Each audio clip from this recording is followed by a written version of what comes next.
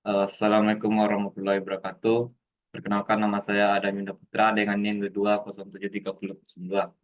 Baiklah, saya di sini akan menjelaskan video pendek tentang administrasi peserta didik dengan mata kuliah administrasi eh, supervisi dan pendidikan.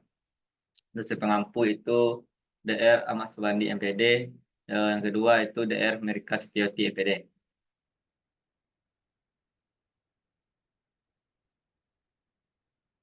Langsung saja masuk ke materi kita. Itu yang pertama itu pengertian administrasi peserta didik.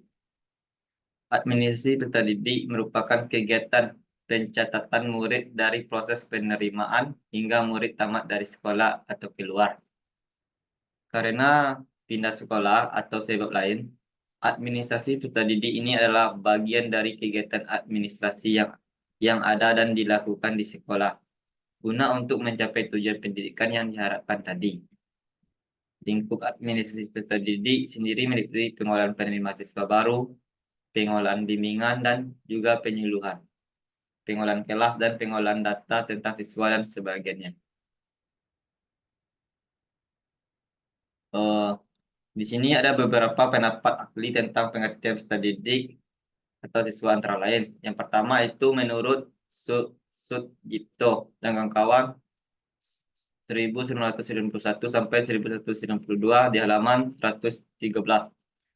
Administrasi peserta didik adalah proses pengurusan serta layanan dalam hal-hal yang berkaitan dengan murid di suatu sekolah, mulai dari perencanaan penerimaan murid baru, pembinaan selama murid berada di sekolah, dan sampai dengan murid menamatkan pendidikannya. Yang kedua, menurut Asnawir 2005 di halaman 167, administrasi kesiswaan merupakan bagian dari kegiatan administrasi yang dilaksanakan di sekolah berupa usaha kerjasama yang dilakukan oleh para pendidik agar terlaksananya proses belajar mengajar yang relevan, efektif, efisien, guna tercapainya tujuan pendidikan yang diharapkan. Suratan 2017. Yang kedua atau yang B, proses administrasi peserta didik. Yang pertama ada yang kegiatan awal tahun pelajaran. Tahap awal tahun pelajaran ditandai dengan kegiatan penerimaan murid baru dalam proses penerimaan. Ini adalah harus dilakukan beberapa kegiatan penting antara lain. Yang pertama itu atau yang A, perencanaan daya tampung sekolah.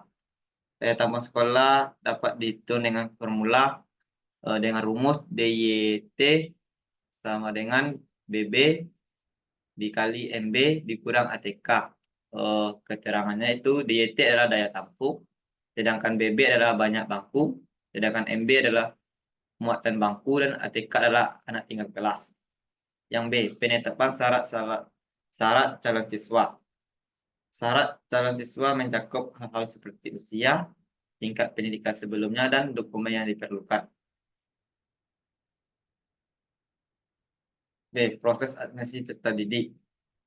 Yang selanjutnya yaitu yang C-nya penelitian penerima siswa baru, yang D-nya asesmen awal pembelajaran, yang selanjutnya persiapan guru, yang selanjutnya kalender pendidikan.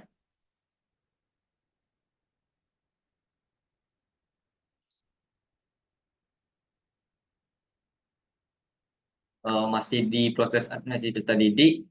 Yang keduanya selama tahun pelajaran, beberapa kegiatan yang dapat dilakukan dalam pembinaan ini antara lain orientasi. Yang pertama adalah ada yang namanya orientasi siswa baru atau MOS. Orientasi siswa baru atau MOS adalah mencakup kegiatan hari pertama sekolah dan masa orientasi siswa MOS. Yang kedua atau yang B, promosi dan mutasi. Promosi adalah suatu proses di mana mahasiswa dipindahkan dari suatu kelas ke kelas lain yang lebih tinggi setelah memenuhi persyaratan tertentu. Yang ketiga atau yang C, tata tertib sekolah. Tata tertib sekolah seperangkat aturan atau peraturan yang dirancang untuk menjaga ketertiban selama proses belajar mengajar di sekolah. Eh, Selanjutnya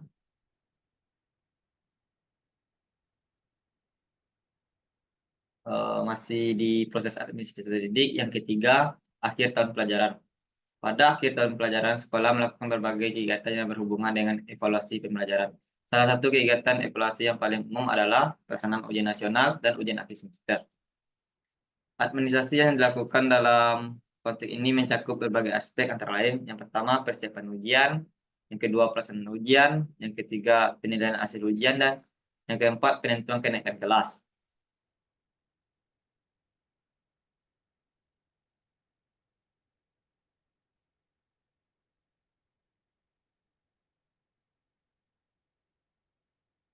Yang C, instrumen administrasi peserta didik. Di bagian yang C ini ada beberapa bagian. Yang pertama itu instrumen administrasi peserta didik secara manual.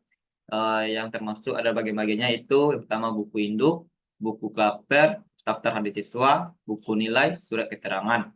Yang kedua, instrumen administrasi peserta didik elektronik.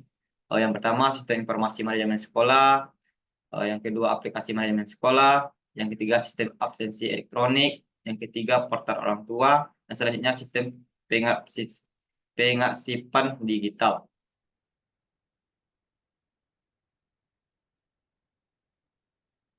Nah, di sini yang poin terakhir itu peran guru dalam administrasi peserta didik. Eh, di sini ada 4 peran guru dalam administrasi peserta didik. Yang pertama, peran yang besar dalam masa orientasi dipegang oleh guru. Yang satu, di samping itu sekolah, tugas guru adalah membuat murid dapat lebih cepat beradaptasi dengan lingkungan sekolah.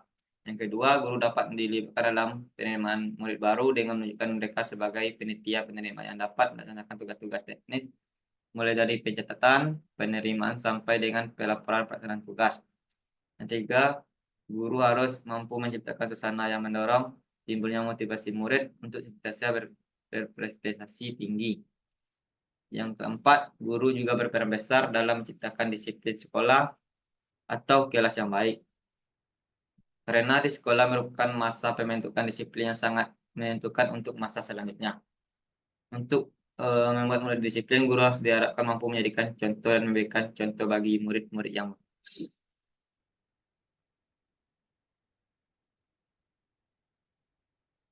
eh, yang kelima itu untuk mengatur kehadiran murid di kelas, guru pun mempunyai andil yang besar. Adapun menurut beberapa itu Sutna Helena, peran guru adalah dalam administrasi peserta didik antara lain: satu, mendata dan menyeleksi siswa baru. Yang kedua, melaksanakan dan menyelenggarakan pembelajaran. Yang ketiga, mengatur dan mengontrol kehadiran siswa. Yang keempat, melakukan dan menerapkan uji kompetensi akademik. Yang terakhir itu membantu dan melaksanakan bimbingan karir serta penelusuran lulusan peserta didik. Mungkin sampai di sini tentang penjelasan video pendek saya tentang administrasi peserta didik. Mungkin kalau ada kesalahan kata dalam pengucapan, saya mohon maaf. Saya tutupi.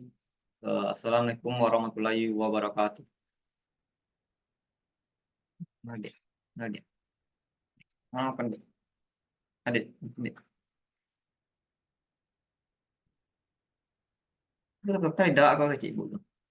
Kayak jarang bu.